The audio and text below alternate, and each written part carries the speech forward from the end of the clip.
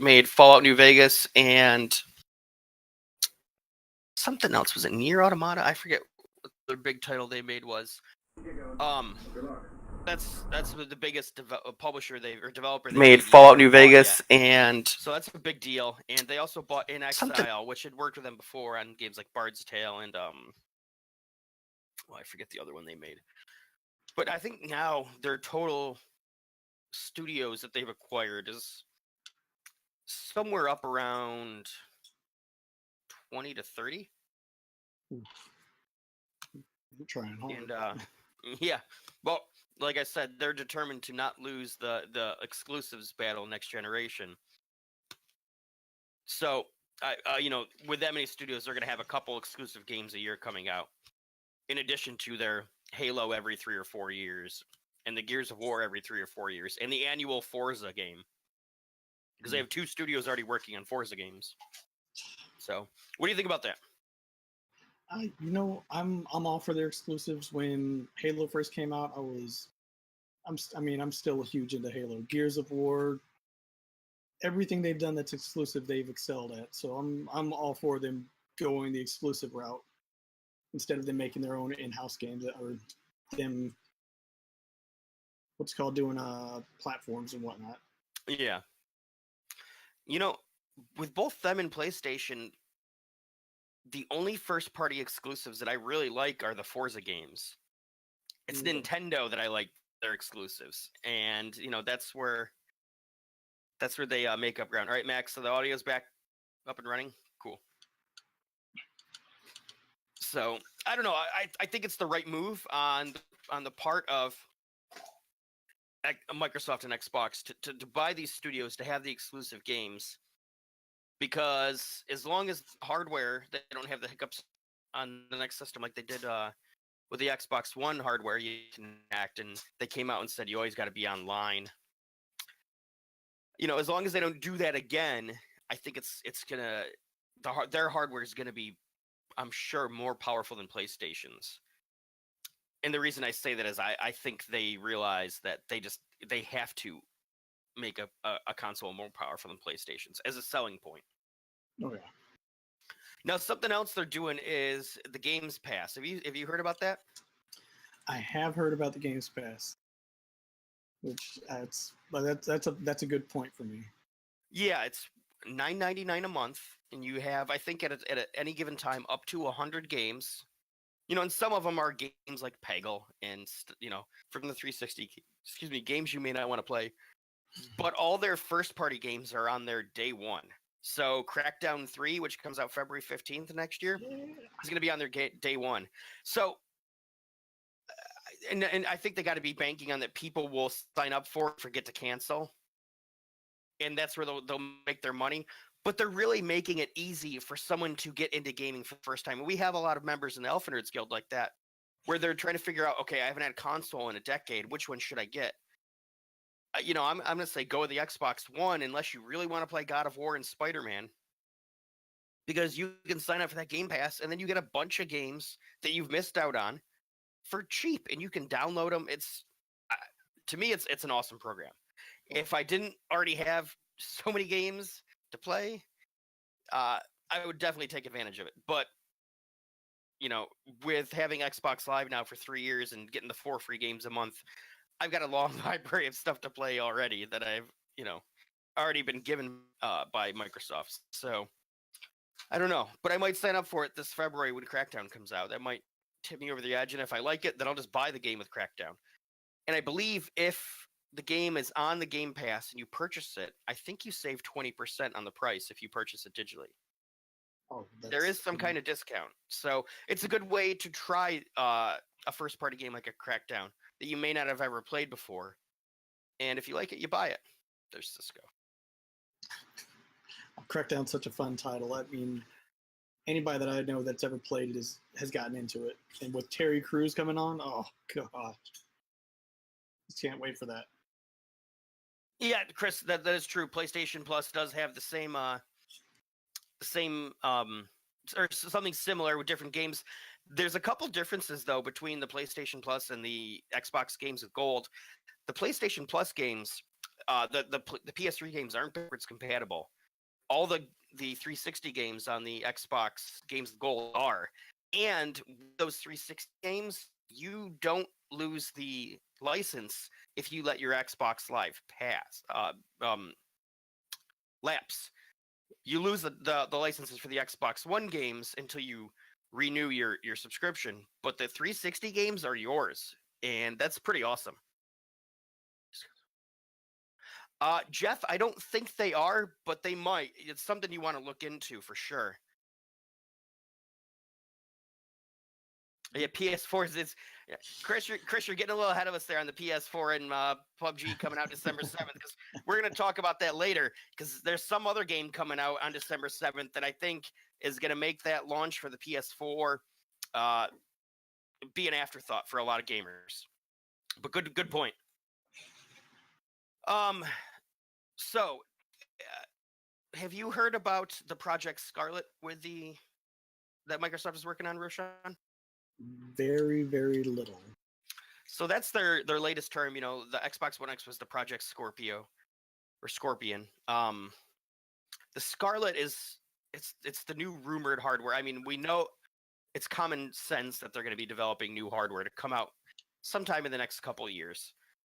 And I've heard there's a couple different varieties of system they're coming out with. Some where it's more like your traditional system with the optical drive and the hard drive.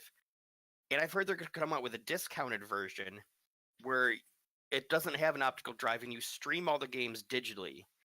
So it'll be, from what I've heard, up to $200 cheaper than the other one, because you don't have to have the same processing power if you're streaming as you do if you're playing the game on your actual system.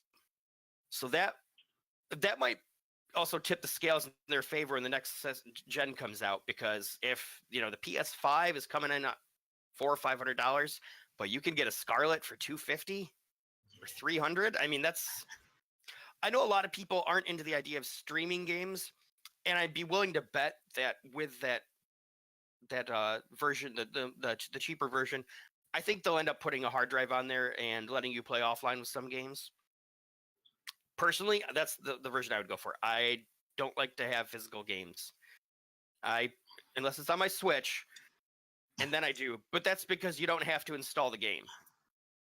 But anything else, when I got Fallout 76, I got it digitally. Anything else, I want the digital copy of the game. So to me, the Project Scarlet, the cheaper version, is even more appealing then. So, what do you think? Well, okay. So I equate this to the whole, once again, comic books, buying digitally or having the hard copy in my hand. I love it back in the days when they used to put the little inserts in there and you get more of the game by looking at it, and it gives you little tips and everything. I love having a physical piece that I can show off. A game room that just has a console, a TV, and some controllers isn't as appealing as a game room with all three of those and then a ton of cases full of games. Just to me, I feel like having the physical game itself is always a plus. So even though I like the idea of streaming it, I still kind of like my physical copies. Yeah, I know a lot of people are like that.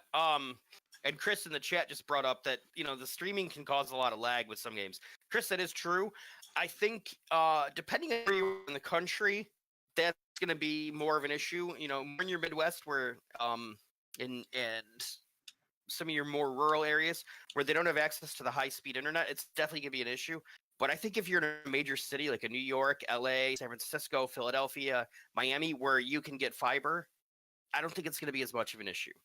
And I think that Crackdown, it's all the multiplayer environments in Crackdown are going to be computed in the cloud, maybe even the single player. I'd have to double check.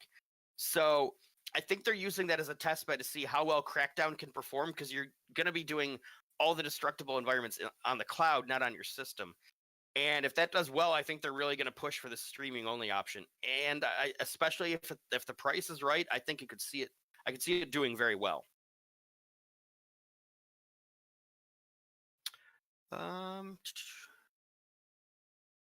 With that last thought, I'll go ahead and say definitely the price. And that's to make up a lot. Yeah, I mean, if it's coming in at $200 to $300 less than the PlayStation equivalent, I mean, that's going to be a tough sell to get someone to say, you know what, I want to pay double the price.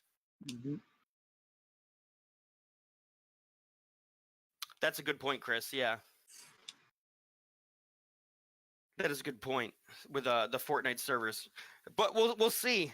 Like I said, I think that their version without the optical device is still going to have a hard drive, and you're going to be able to download games. I don't think that's going to go away completely, because people still want to, quote unquote, own their games. So I think they're if they do have two versions of the next system, one of them, the base models, I think it'll end up having some kind of hard drive space. So another thing about not having the optical drive is it's going to use a lot less electricity. It's going to be smaller and quieter. So this thing could end up being tiny. Like the size of a Switch, maybe a little bit bigger. Switch docked, that is. Just speculating here. Right on, Chris. It's all good. Well, we appreciate you watching. I'll have to get back on Blackout with you one of these nights. We played a couple weeks ago. Where are we at? I think with it, to sum it all up, with having the Game Pass, Microsoft buying more developers and potentially having a cheaper system coming out, they're really positioning themselves to just dominate the next gen. And there's a lot that needs to be seen on what they're going to be able to do. But nice, Chris. That's awesome. I do think that they're really going to give Sony a run for their money. And Sony's a bit arrogant this generation, and they may not be afraid, but I think they should be, because I think let's be honest, Microsoft has more money available to throw at this than Sony does. If it wasn't for PlayStation, I don't think Sony would be in business anymore. Well, plus, I mean, for Halo alone, I'd rather give my money to Xbox or Microsoft. Yeah. I mean, I played some Halo. It's cool, but it was never really my thing. No. Yeah. I know. And the ones I played, my favorite was ODST. I loved Nathan Fillion. You can't go wrong with him. Oh, did you listen to that? He was the voice. Gotcha. Yeah, I may be a nerd, but I cannot stand Firefly. Someone tells me they like that, I'm like, clearly this person's delusional. Because how do you turn off this podcast? I can't talk to you anymore. I named my daughter Serenity, man. Nice. Well, and I should talk. I named my cat Cisco because my favorite Star Trek character. All right, let's get on to our next topic. We got the monthly theme is the top 20 licensed games. You want to take the first one, Roshan?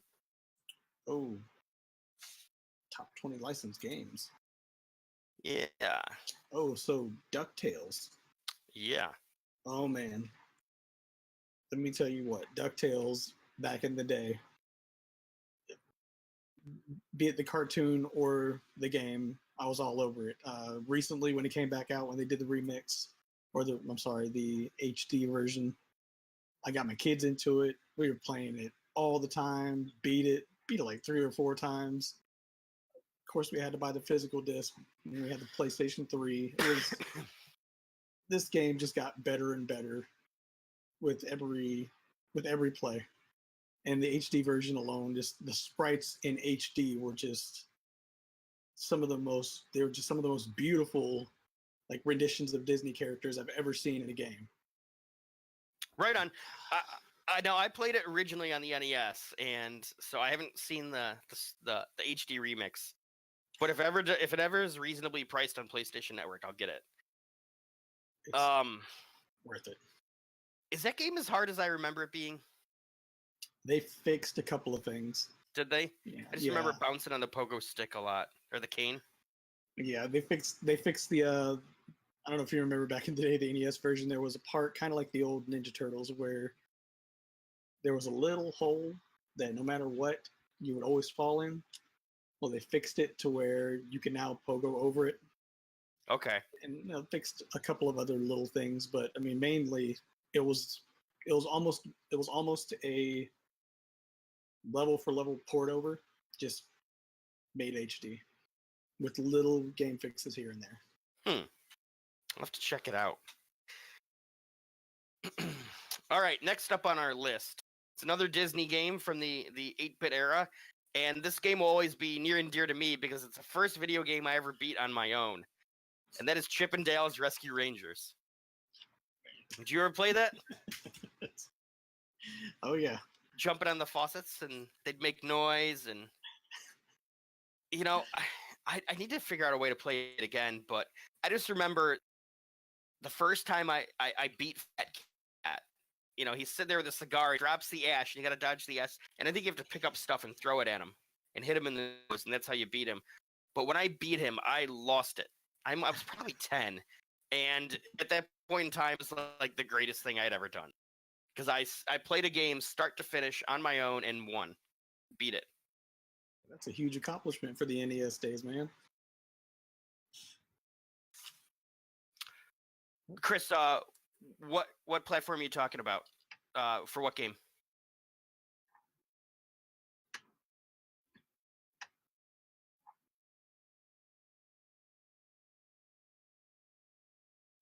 And did you play Chip and Dale Rescue Rangers, Roshan? Oh yeah, I've played it, watched it, went to Disney World, met the characters. Man, I did it. Absolutely love that game. And I mean, I think I love the game more not for the playability, but just to be those characters, like a continuation of the cartoon. Yeah, I really enjoyed the cartoon. Oh yeah, Chris. Chip and Dale was on the original NES. It was a great game. It was a great game. I'll tell you a story about Monterey Jack one day. Yeah. Oh yeah. Yeah, and and you mentioned the cartoon. The cartoon was great too, because the game came out right at the height of the cartoon, which I don't know how many years it aired, but that and was it Tailspin with Baloo and Kit? Yeah. Oh, Cloud Kicker. Yep, that was another good one. All right, next on our list is I'm gonna call it a series of games, not because of the subject matter, but because of the style. And this game is Lego Hobbit. Now, there have been a whole plethora of Lego games, from Marvel superheroes to DC Universe, Lord of the Rings, Hobbit, Star Wars, Harry Potter, you name it.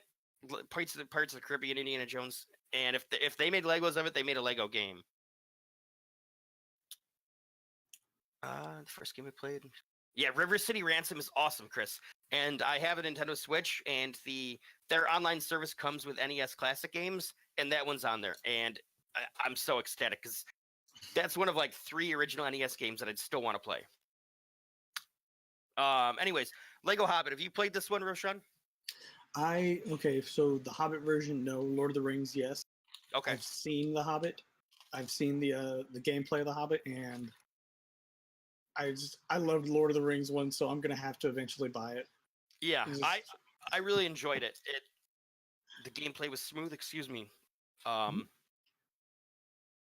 really enjoyed the Hobbit movies as well. I mean, I love the Lord of the Rings movies. I think the Hobbit movies are actually right up there, along with it for me. The gameplay was a lot of fun.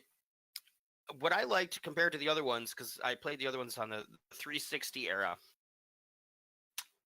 the graphics were a lot smoother. It was a lot shinier and more polished. It didn't look as low tech and dull. And yeah, I know they're Legos, so yeah, they're little plastic figures. But yeah, that game was a lot of fun. I like when you can go back and you have to use different characters to get to different parts of the maps, to unlock the bricks, to unlock the little item for each map that you're crafting. They have a lot of replay value. That's what I like about the Lego games. Excuse me. Are there any Lego games in particular that you really like? Oh man, DC superheroes. I want to get the villains one because, just like you said, the replayability. I'm a huge fan of anything that I can be the character. Okay. So that's why I'm a huge fan of Halo. I love character building, but to be able to see these characters come off the comics and off the screen and get to play the Lego versions, they're campy, but at the same time, it reminds me of 80s comics. So I get a huge kick out of just playing the DC Lego ones and the Marvel ones. The Marvel ones actually have a lot more humor. Yeah, I played a little bit of Marvel superheroes, and or maybe it was the Avengers. I'm not trying to remember which one. And I played the Lego Batman, I think, on the 360, and I liked him. All right. Next up on our list, we've got Transformers Beast Wars from the PlayStation 1. You want to talk about this one? Man, so this was one of the hardest games I had ever played, and I only got into it because I was a huge Transformers fan, and I loved watching Beast Wars, but I could never ever finish that game. I think I got second level in. Yeah, it's probably about where I got. It was tough. I think in general, as games progress, they get easier. Not always, but Mega Man 11 is stupid hard. And it just came out like a month ago. Was it a month ago? I think it was in October. Yeah. Yeah, it's still stupid hard. It's just like Mega Man 2 and 3 were, but yeah, Beast Wars was tough. I think the second level as far as I got too, because I don't think I ever used anyone but the cheetah and the raptor. And I know there's a lot more characters than that. I may have gotten the spider, the tarantula, but yeah, it was a tough game, but it was a lot of fun. As far as I can remember, it was really one of the Transformer games that at least I remember seeing out. There may have been one on the SNES or the NES, but I never saw them, and I don't think my friends ever had them, so I was never exposed to them. But yeah, Beast Wars was a lot of fun. I remember saving my allowance for quite a while to get that on the original PlayStation. I would say with that one, the replayability was probably up there if you could ever pass the first or second level. Yeah, it was a lot of keep running at the brick wall, and eventually you'll make it through. Mech Warrior was a lot of fun too, Chris. Yeah, I played there was a Mech Warrior on the PlayStation 1 that I played, and I really enjoyed that as well. That was actually a really good game. I need another one of those. I think there's one in the works, and there's a couple similar games being developed. Square Enix has one coming out for the PC and the PlayStation 4, and on March 5th called Left Alive that features mechs. And the creative director for that is the guy that was a creative director for the Armored Core series. The model designer is the guy that did the model designs for the Metal Gear series. So they've got some talented people working on it. I'll do that. All right. Last up on our licensed games for this week is The Simpsons Road Rage. This is from what was it, like the PlayStation 2 era, I think. Original Xbox. Maybe even been in the GameCube. It was definitely on the GameCube. That's what I had it on. That game was so much fun. Just driving around like a maniac. World of the Simpsons in Springfield. You know, and it was like Crazy Taxi, which was a fun game, excuse me. But when you put the Simpsons skin on it, it just brought it to a whole nother level. Because you had characters that were well established and relatable. You knew about, I mean, I was watching The Simpsons, was it 89 when it first aired or something like that? Or Carol Burnett show? Yeah, when it first became its own show is when I remember watching it. So sometime in elementary school. So for me, that game, it held a special place because I'd grown up with The Simpsons. The Simpsons were still one of my go-to shows every weeknight because it was on syndication. And did you know, interesting fact about that, Danny Elfman, the guy that made the Simpsons theme song, Oingo Boingo, but he does a lot of movie scores as well. Yeah. I heard he gets $11 every time the Simpsons theme song is played. What? So think about how many TV stations play it twice a night, every weeknight around the country. He doesn't have to work just from the Simpsons theme song syndication. That is insane. So yeah, why don't you tell us about your time with Simpsons Road Rage? Okay, so as you said, the whole Crazy Taxi aspect, it was just, I mean, you're going around, you're hitting people, you're hitting cars, hitting houses. I don't even remember what the story was. I just remember having fun driving. It wasn't like you had to be NASCAR good. You just, I mean, not that I wasn't in my 20s at that time, but you could just go around and causing havoc. And it was one of those. It's kind of like a run around beat 'em up game. Loved it. Yeah, and you had to like take groundskeeper Willie places and Apu and Mo Sislak, you know. Like I said, the Simpsons skin on it is what really made it better. Oh yeah. Because you knew the characters. Yeah, it brought life to the game, the Crazy Taxi type game. And it's more of like a G-rated Grand Theft Auto, because you're not doing anything really that bad, but you can drive around maniac like you do in GTA. I mean, if you want to hook Miss Krabappel. Yeah, run over her. Yeah. Chris, I never did play Independence Day on the PlayStation 1. Was it any good? Independence Day. I love the movie. I haven't seen the second movie, but I never never played the game. Don't watch the second movie. No? That bad? Oh, man. It's got Jeff Goldblum in it, right? He's the only good part about the movie. Is Brent Spiner in it? Dr. Oakham? Yes, he is. Oh, there you go. I'm a Trekkie, so. Well, you'll like his part. There were so many parts that I was like, why are you even in this movie? Not for him, but for other people. I'll have to check it out. Will Smith was not in it, correct? Sadly, nope. And they wrote his character off screen, so it was even more garbage. Gotcha. Yeah. Single player campaign. It was also multiplayer gun TPS. That sounds interesting, Chris. I didn't even know it was out. I wonder if you could, if it's been remastered at all. I'll have to check in the PlayStation store. Let me write that down.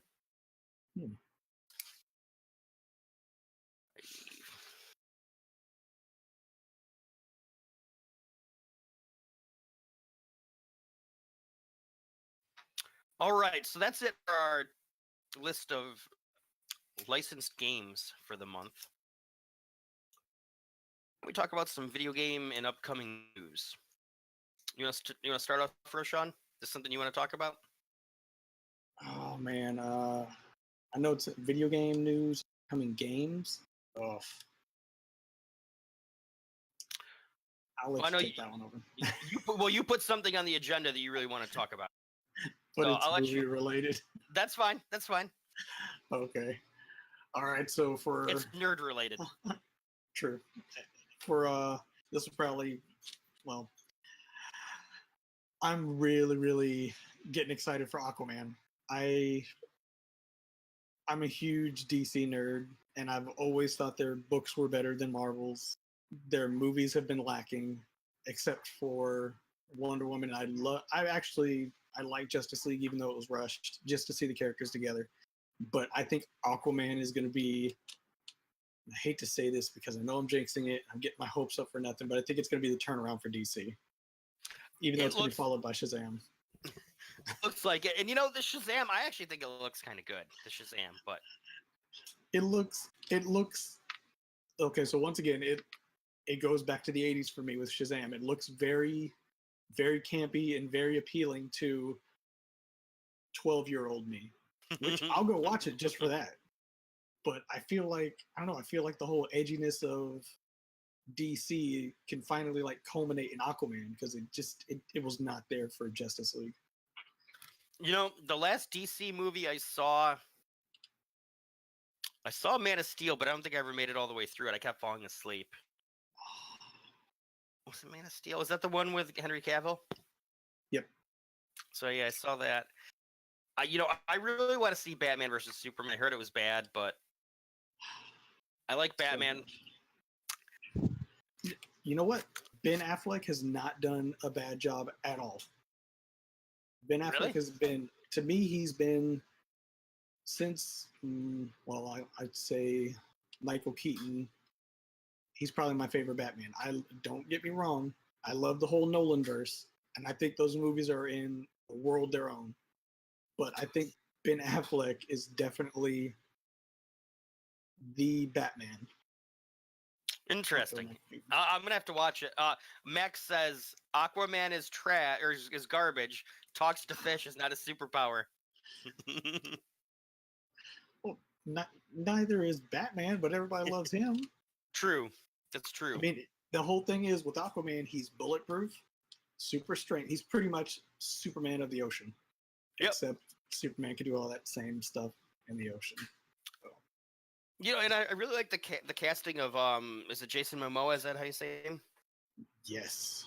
I really like him. Because he's not like one of those guys that had to bulk up for the role or had to grow his hair and beard out for the role. Like, he just had it. Yeah, he's not blonde, but you know what? Whatever. Yeah, it's the best. It's the best misdirected casting probably of any movie. He doesn't look anything like the comics, and I have no problem with that. Yeah, I think it's gonna be great. Now another one coming out. When is Aquaman coming out? Aquaman is December 21st, I think. Excuse me. December 21st. Couple weeks before that, there's another superhero movie coming out. This one hasn't gotten a lot of attention, but I'm excited for it for a couple reasons. One of which I think, well, first off, it's the Spider-Man Into the Spider-Verse, and it's animated, and it's going to have Peter Parker and Miles Morales meeting up, along with a bunch of other Spider-Men from alternate dimensions. I think it's going to be awesome. But what I think is going to be really cool is in the Spider-Man video game on the PlayStation, I think, because the third DLC pack comes out sometime in December, I bet you they're going to have Miles Morales' suit as one of the suits you can unlock, and that's sweet. Amazing. I can't wait to get a PS4 just for that. That's my game of the year so far. Granted, I haven't played God of War or Red Dead, but I really, really like that game. It is so much fun. See, yes, Into the Spider-Verse. So Spider-Man is. I have a Spider-Man tattoo. All right. So I'm a huge. If it wasn't for him being Marvel, he'd probably be my favorite. But the Into the Spider-Verse, it looks so good. The whole background of it, the way they take their characters, so each character from a different universe is actually animated in a completely different style. Mm-hmm. And the other funny thing to me is that Spider-Man Noir is played by Nick Cage. Really? I mean, he's a huge nerd, and he's now played Superman, Ghost Rider, and now Spider-Man Noir. Yeah. Well, I mean, he didn't. The Superman never got off the ground, no pun intended. But Teen Titans Go, he played Superman. That's right. Okay, fair enough. You know where he got his last name from, right? Because his last name is not Cage. Right, it's Coppola. Yeah, and you know where he got the idea for Cage, though? Oh yeah. Luke Cage, my man. Sad Sweet that show Christmas. got canceled. Sweet Christmas. All right. So back to some video game stuff. Sony announced, I think last week, that they're going to skip E3 in 2019. I think this in a way ties back. Doomsday. That's a guy I can get behind. I think Superman can breathe underwater, Chris. I could be mistaken though. I'm not. My Superman knowledge and of the canon is not up to par. Anyways, Sony's skipping E3. I think this goes back to what I was saying earlier, where they've kind of gotten arrogant and cocky these last few years.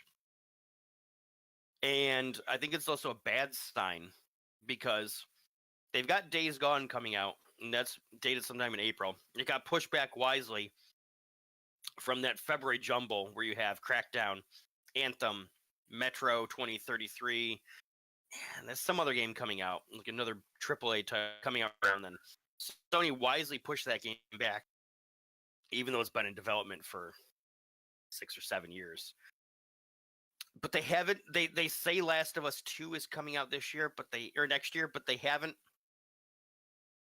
given a date. And maybe that means, and them canceling E3 means they're going to do their own thing, and announce the PS5. And I think as soon as they announce the PS5, you're going to see Nintendo, Xbox come out and announce their system. I think Microsoft is just waiting, and they're going to steal Sony's thunder. But I don't think it's good that they're skipping E3. I think their exclusive train is starting to lose steam. Now, they're going to have more next generation in the upcoming years, I'm sure. But it's looking kind of dim for them right now. We've also, December 7th, we got, as Chris mentioned earlier, PUBG is coming to PlayStation 4. But on the same day, Super Smash Bros. Ultimate is coming out. And if you're going to get one of those two games and you're a gamer, at least for me, it's gonna be Smash Bros. That game looks awesome. I know everyone's hyped about it. I think it's going to help move out the Switches this year for Nintendo. Nothing against PUBG, but I think they should have... and Sony not being at E3 is about the same as them being there the last few years. That's true, Mac.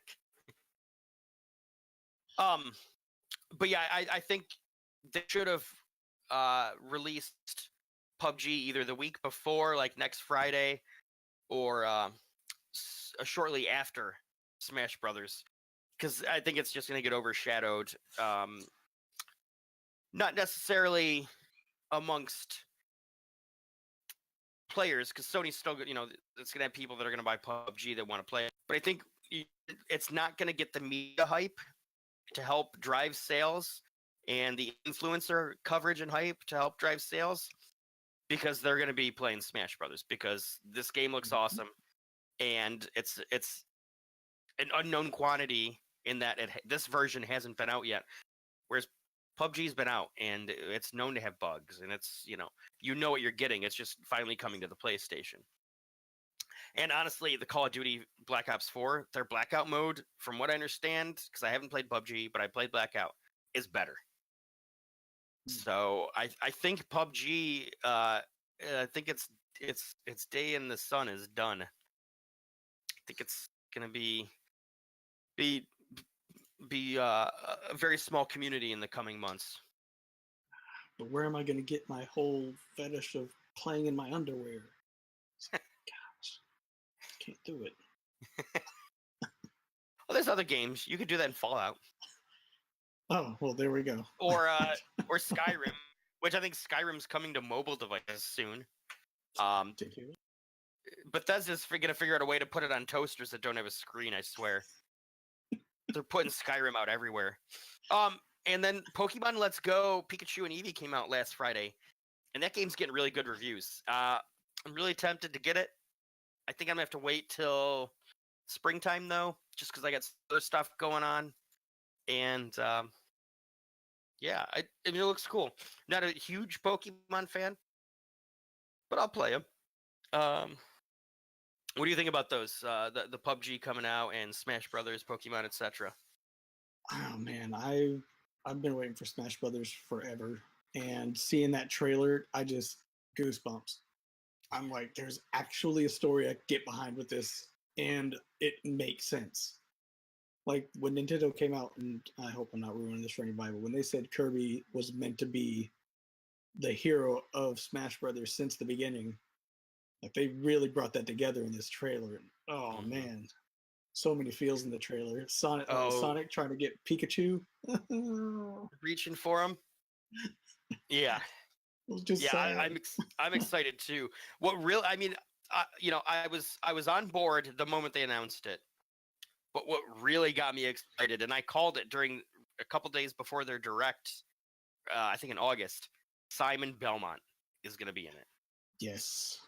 With that Netflix show, I got so back into Castlevania. Oh man. Gosh. Oh gosh. Yeah, that show is awesome. And the Trevor Belmont there on the show is voiced by Richard Armitage from The Hobbit. Yep. He was Theoden. Not Theoden. What's his name? Thorin Oakenshield. What about the Pokemon games? You interested in those at all? You got a Switch? I do have a Switch. I only have a Switch. There's nothing wrong with that. There's not. I'm having a lot of fun with it. But I don't know. I used to play Pokemon Stadium on 64. I never really... I tried to watch the cartoons, so I don't really have too much at stake when it comes to the characters themselves. But yeah, I mean, I got the little poster, and I saw the back of it, and I saw the world. Like, what, a pretty big world. I might want to try it just to see if it's fun. So I'm a little interested. Right on. Max says he's going to get a Switch just for those games. Mac, those games are a lot of fun. There's a lot of other games too. And Mac, if you're going to do it, if you can swing it now, they've got that bundle, I think, at GameStop for Black Friday. I think it's a GameStop exclusive. There's an article on the blog for it. For the normal price, it's coming with Mario Kart. The digital copy of Mario Kart, which is a lot of fun. Oh, man. Still play it. That was the first game I got on the Switch. Yeah, I got Breath of the Wild. I got the day one. But another Switch game coming out in a couple months that is gonna look that looks pretty good. Is gonna do pretty well, I think, and pique some interest. Is New Super Mario Brothers U Deluxe, a side-scrolling Mario game. They always do well. Mm-hmm. They're always awesome, even if it's not your thing. Who's that? I mean, who doesn't like Mario? I don't know. That's just Weirdos. As the Klingons say, Patak. I don't know if did you watch Star Trek? I used to watch Next Generation. I was a huge Next Generation. There's a common Klingon insult, Patak. The literal translation means weirdo. That's like the most common insult in Klingon is weirdo. We also in the end of January we got the Resident Evil 2 remake coming out, and I'm excited for that. That's gonna be a day one purchase for me. I think it might be my only day one purchase next year. Maybe Anthem. I'm still on the fence with Anthem. Left Alive. Okay, so there's definitely 2. Left Alive is what I'm interested in. And you got Kingdom Hearts 3 coming out. You know, the Disney game that's going to be on Xbox and PlayStation. I think it's the first one to come to a non-PlayStation system. Well, there might have been one on the DS. I take that back. But the first main game coming to the Xbox for sure. Have you seen anything about that? I watched the trailer and loved it. I'm interested. I mean, my son he read the books, the manga, and I'm finally interested. I looked the other day at getting the remix of 1 and 2 on PlayStation. Mm-hmm. So as soon as I get my PlayStation, I'm not playing Part 3. I'll buy it first day, but I got to play 1 and 2 because story building for me. Yeah, for sure. Mac, I will wreck you at Mario Kart.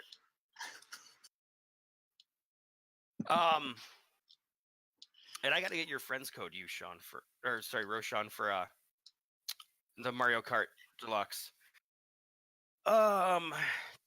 Ace Combat 7's coming out early next year as well. Did you see sorry, to go back to the Kingdom Hearts, did you see the Winnie the Pooh trailer, the 100 Acre Woods? No. You should check it out. It looks pretty sweet. I will have to because I'm a huge Pooh nerd. Huge Pooh nerd.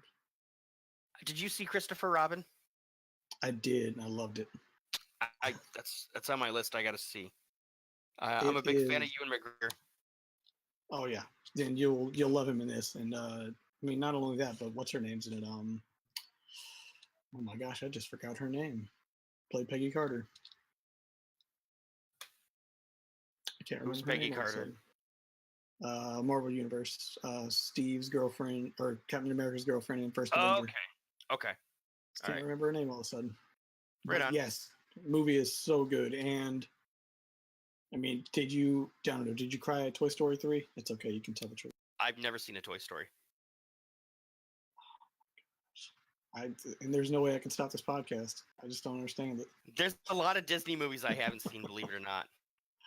No. I think the last one I saw was maybe Lion King. Oh no, I saw Wreck-It Ralph. Okay. And the dinosaurs. I've seen 2 in the last 25 years. Wow. Maybe 3 if you Monsters Inc. Well, you know my background, so I watch every Disney movie. Oh yeah, I'm sure. I'm sure. Yeah, I don't know. I like what they're doing with the live action ones. I'm interested to see with Aladdin how that's going to turn out. You know, I like Will Smith. I don't think he was a good choice for the genie. I think Jack Black would have been a better choice. He's a bit more rotund and goofy. I think he would have been a perfect genie. Oh yeah. Nothing against Will Smith, but I think Jack Black would have been better cast in that role. Maybe they offered it to him. He said no. I doubt it. Jack Black and Disney, man, I can't imagine Disney ever going to Jack Black after all the stuff he's done. Well, I say that, and they did Bobcat Goldthwait, so never mind. and Danny DeVito. So, Danny DeVito. You ever watch It's Always Sunny? I love It's Always Sunny in Philadelphia. Frank Reynolds is my spirit animal. Do I look suspicious? All right. Man. Upcoming events. We got John's streams. Go to the Alpha Nerd Guild streamer page and check out some of the other streamers there. Everyone have a happy Thanksgiving. Roshan, you got any upcoming events you want to talk about? Upcoming events for the guild? Everybody, no, I don't see many events on. But all right. I do. Oh, sorry. No, go ahead. I just wanted to say I hope everybody has a happy Thanksgiving and be safe on Black Friday. Yeah, I gotta work, so sorry. I'll be sitting there in my cubicle. All right. I think that's it for tonight. Thanks for tuning in. We appreciate it. Matt.